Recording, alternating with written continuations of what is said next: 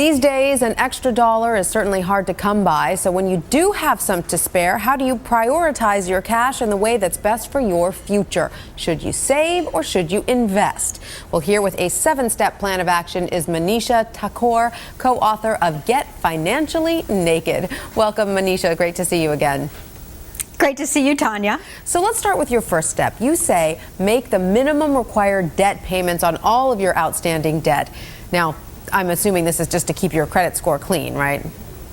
It is, and I highlight it because when having a conversation about competing demands for money, sometimes spending it is a counterintuitive first step. But the reason you do it is because it can save you money down the road. A lot of people don't realize this. A bad credit score hurts not just your ability to get an affordable mortgage or car loan, but it could also keep you from getting your dream job or renting the apartment that you like. So that's step number one. If you've got the cash to spare, pay down your debt. Then secondly, you say that you should save $2,000 as a starter emergency fund. Why is this so important? Tanya, so this is fascinating. The Consumer Federation of America has done a study, and particularly for those of us in our 20s and 30s, with amazing consistency, we have an average of $2,000 a year of unexpected expenses. And anecdotally, I can tell you less than 50% of people have that amount of cash tucked away right now. So what would you recommend to somebody who still has credit card debt but doesn't have the $2,000 in an emergency fund? What would you do? Would you put a little bit towards both?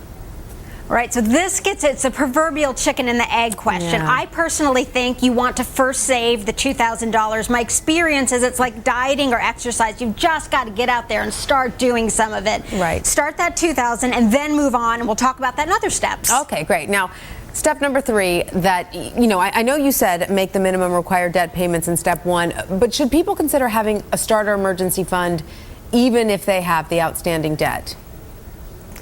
I really think so, and I'll tell you why. It's training. It helps get your financial muscles in shape. I really think that if you don't have at least $2,000, the one thing you can expect in life is the unexpected. Something will go wrong. You're just going to add it back on your credit card. So separate those two problems. Start the habit of savings, then we'll deal with paying down that debt. So be prepared. All right. Then also you say contribute to your employer-sponsored retirement savings plan up to the maximum point of your employer's match. This is something we hear on this show time and time again. Please explain once again why this is so important. Sure. This is huge for 2 reasons. Number one, it's free money. It's a guaranteed return. And the reason I'm highlighting it is because it sounds like very obvious financial advice, but I'm meeting so many people, Tanya, that are just scared to death of the equity markets right now and the fixed income markets, given what's happened over the last 2 years. So just reminding people to write thank you notes, have a good smile, and contribute to that 401k up to the point of the match. Good, simple life advice. Absolutely. I'm just wondering, though, Manisha, do you find younger workers aren't as eager to save up for retirement? Is short term more of a concern than 30 or 40 years down the line? It really is. I mean, our society has bombarded the 20, 30, and early 40-something set with nonstop messages to enjoy today at the expense of tomorrow. It'll all work out. And that's a lot of cultural programming that you've got to kind of squeeze out of your head. And so I am really seeing this trend. That's why I emphasize these basic but important steps over and over. All right. Now, we're going to talk about another kind of emergency fund, or at least a larger one. You say that we need to build up that emergency fund to 3 to 6 months of your absolutely essential living expenses. That includes everything: rent, food, car payments, everything, correct? Is this an extension of the starter emergency fund we talked about in step 2, or is this something separate? No, you're absolutely right, Tanya. It's the extension, and this gets into the excellent question you asked earlier. How do you think about this dilemma? Do I save money or pay down credit card debt? In this particular environment, I advise people to start saving for that 3 to 6 month emergency fund before starting to pay down the credit card debt in earnest beyond the minimum payment. And the reason why is it is so hard to get access to credit these days. So, 5 years ago, I would have said the reverse. I would have said pay the credit cards off first, then build the emergency fund. At the end of the day, there's not a right or wrong answer. I'm advocating it because we're having a liquidity crunch still. Right.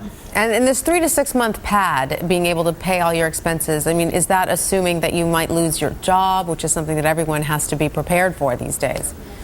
It really is. Or even if you're not losing your job, you could be furloughed, you could be asked to work 4/5 time.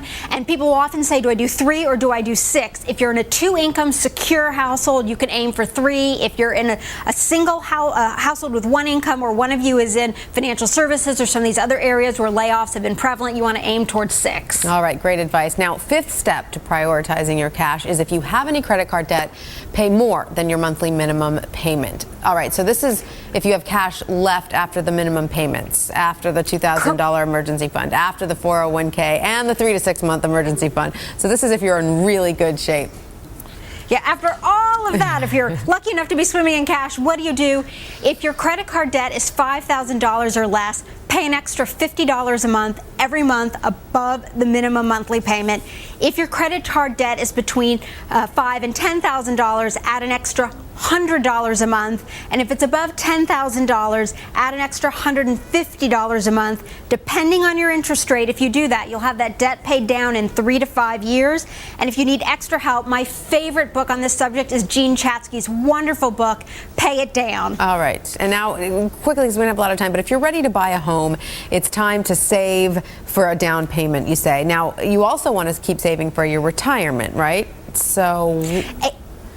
For most people, it's a trade-off. Most of us don't have a lot of extra money, so I'd like to highlight, if you want to have a home, you may have to make the mental trade-off that you're going to have to work a little longer, because money you save for the down payment is money that won't be going into your 401k. So I'd just like to highlight that. Don't think that you have to buy a home right out of the gate. A lot of people got pressured into that the last couple years to detrimental effect. Yeah, and we've talked a lot on the show about sometimes it makes more sense to rent. Now we're going to turn to viewer questions sent in by you, the viewers, about debt and cash management. Manisha, the first question comes from Rachel via Twitter. She writes in saying, I'm just graduating from college and have never had a credit card because my parents told me not to. I prefer to pay for things with cash. Is there any reason for me to get a credit card? What would you say to Rachel? Well, first of all, Rachel, you're very lucky. You have wonderful parents that kept you out of the credit card trap while you were in college. But now that you're out in the real world, believe it or not, I actually do suggest that you get a credit card. I like to emphasize, credit cards aren't bad. It's credit card debt that is bad. So you want to get a card, charge something on it every month or two, pay it off at the end of the month, on time, in full. It could be toothpaste. It doesn't have to be something large if you feel uncomfortable. But the point is that will help build your credit history. So when you're ready to buy a home or a car, you've got a demonstrated track record of showing financial responsibility. And what's ideal? Just one credit card or 2 credit cards more? How many should a person have? So I'm a minimalist. My personal belief is nobody should ever have more than 3 credit cards. 1 is a primary.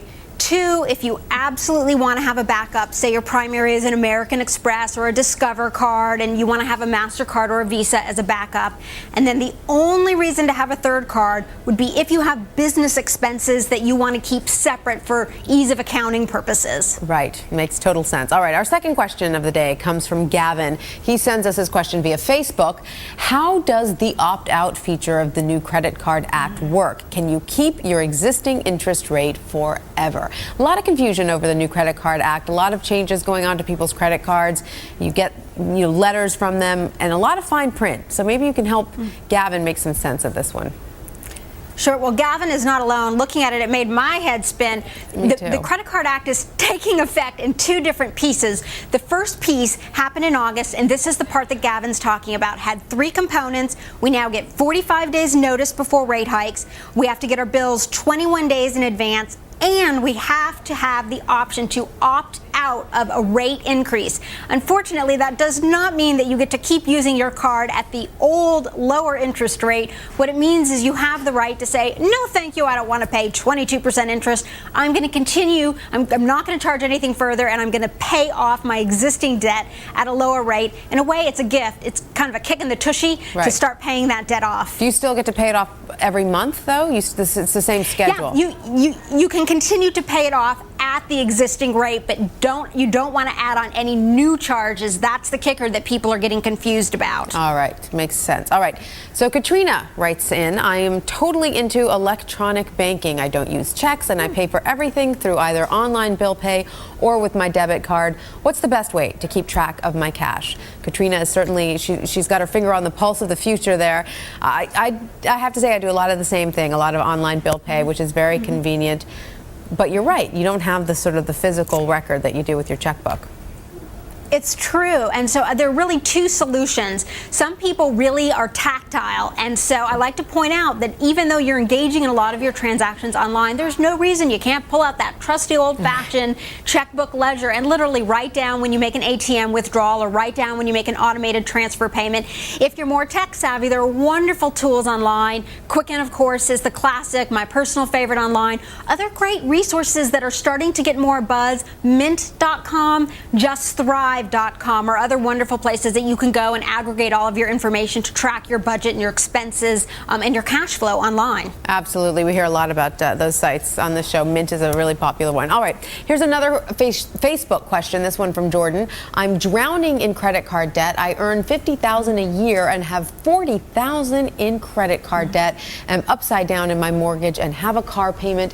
Should I go into a debt consolidation program or declare bankruptcy? Wow, Jordan sounds like he's in a bad place. Yeah, and Jordan, what I'd like to say to you is, unfortunately, you are so not alone. So I'm sending you a big karmic hug. The tough love answer is this. Going into credit consolidation or using a credit consolidation organization, I am not particularly fond of. And the reason is they're not doing anything that you wouldn't be able to do on your own. The rationale behind it is twofold. You'll consolidate your debt. It makes it a little easier for you because you make one monthly payment. And in theory, these entities are now arguing on your behalf to try and cut deals so that you can either get lower interest rates or pay 20, 30 cents on your outstanding debt. You can do this on your own, and unfortunately, no one will ever care about your money as much as you do, and that's why I encourage people to do it on their own. Right. A wonderful resource is Dave Ramsey's book, The Total Money Makeover. Before going into thinking about bankruptcy, I highly recommend reading that entire book because I think you might be able to pull it out on your own. All right, great advice, and Jordan, good luck to you.